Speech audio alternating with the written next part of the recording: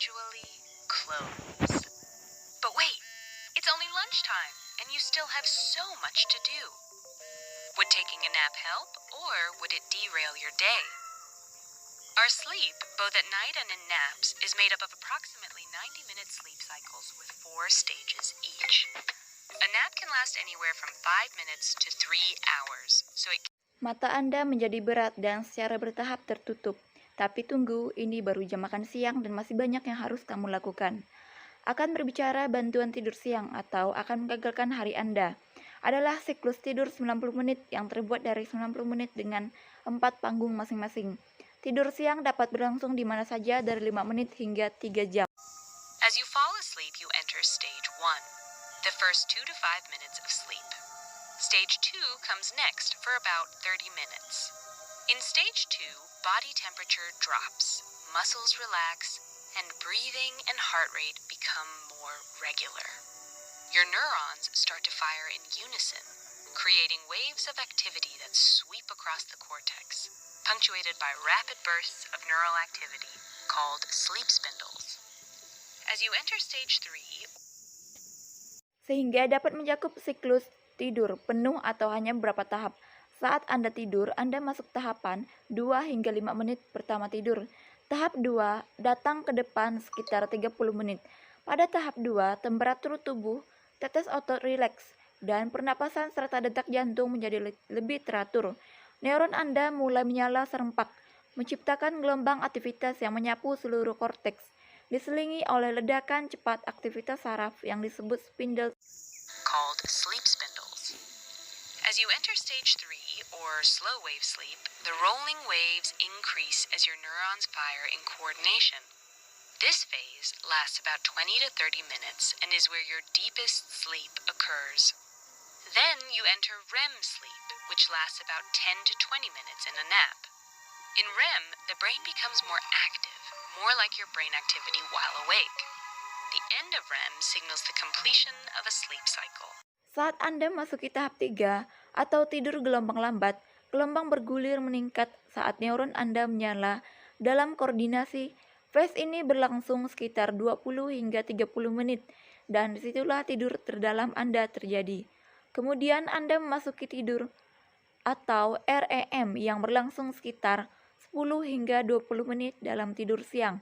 Dalam REM, otak menjadi lebih aktif, lebih seperti aktivitas otak Anda saat terjaga. Akhir dari REM menandakan selesainya siklus tidur.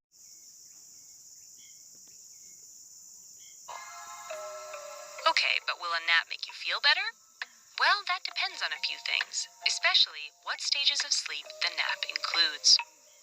Take a 30-minute nap, which consists mainly of stage 2 sleep. Stage 2 sleep is associated with long-term potentiation, a process that's thought to strengthen the synapses between neurons, which is essential for learning. A 20 to 30-minute nap stops short of stage 3. Oke, tapi apakah tidur siang akan membuat Anda merasa lebih baik? Ya, itu tergantung pada beberapa hal, terutama tahap-tahap tidur yang termasuk dalam tidur siang. Tidur siang selama 30 menit, yang sebagian besar terdiri dari tidur tahap 2. Tahap 2 tidur dikaitkan dengan potensiasi jangka panjang, sebuah proses yang dianggap memperkuat sinapsis antar neuron, yang penting untuk pembelajaran. Tidur siang selama 20 hingga 30 menit, berhenti dari tidur nyenyak tahap 3. Easy to wake up from. A 30 to 60-minute nap, meanwhile, has the benefits of stage 2 sleep and also takes you into the deeper sleep of stage 3. During stage 3, multiple brain areas work together to transfer information from short-term memory storage to long-term storage, stabilizing and strengthening long-term memory by coupling sleep spindles with slow waves. Stage Membuatnya relatif mudah untuk bangun. Tidur siang 30 hingga 60 menit, sementara itu memiliki manfaat tidur tahap 2 dan juga membawa Anda ke tidur yang lebih dalam di tahap 3. Selama tahap 3, beberapa area otak bekerja sama untuk mentransfer informasi dari penyimpanan memori jangka pendek ke penyimpanan jangka panjang, menstabilkan dan memperkuat memori jangka panjang Tahap 3 adalah tahap yang paling sulit untuk bangun. So, while a 30 to 60 minute nap can have cognitive benefits, those benefits often don't kick in until about 15 minutes after waking up. 60 to 90-minute naps enter the REM stage. While in REM, the prefrontal cortex, which is largely responsible for inhibition and cognitive control, becomes much less active. Meanwhile, the amygdala and cingulate cortex, regions associated with emotion and motivation, are highly active. Researchers have posited that Bangun tidur siang 60 hingga 90 menit, memasuki tahap REM, sementara di REM, korteks prefrontal yang sebagian besar bertanggung jawab prefront untuk penghambatan dan kontrol kognitif. Prefrontal menjadi kurang aktif, sementara itu korteks amigdala dan cingulate, daerah yang terkait dengan emosi, amigdala dan motivasi sangat.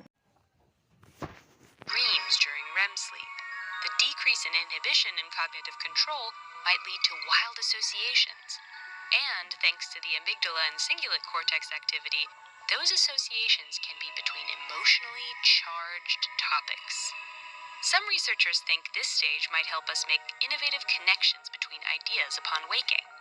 Because the brain activity during REM is closer to waking, it may be easier to wake up from REM than stage 3.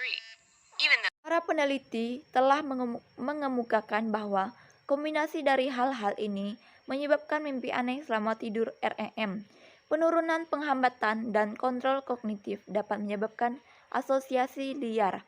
Dan berkat aktivitas korteks, amigdala, dan cingulate, beberapa peneliti berpikir tahap ini mungkin membantu kita membuat koneksi yang inovatif antara ide-ide saat bangun tidur. Karena aktivitas otak selama REM lebih dekat dengan bangun, mungkin lebih mudah untuk bangun dari REM daripada tahap 3.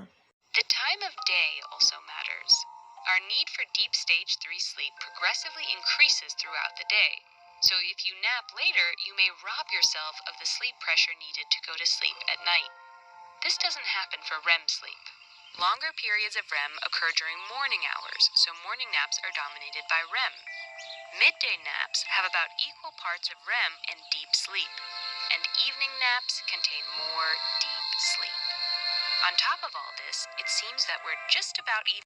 Padahal tidur siangnya lebih lama, waktu hari juga penting.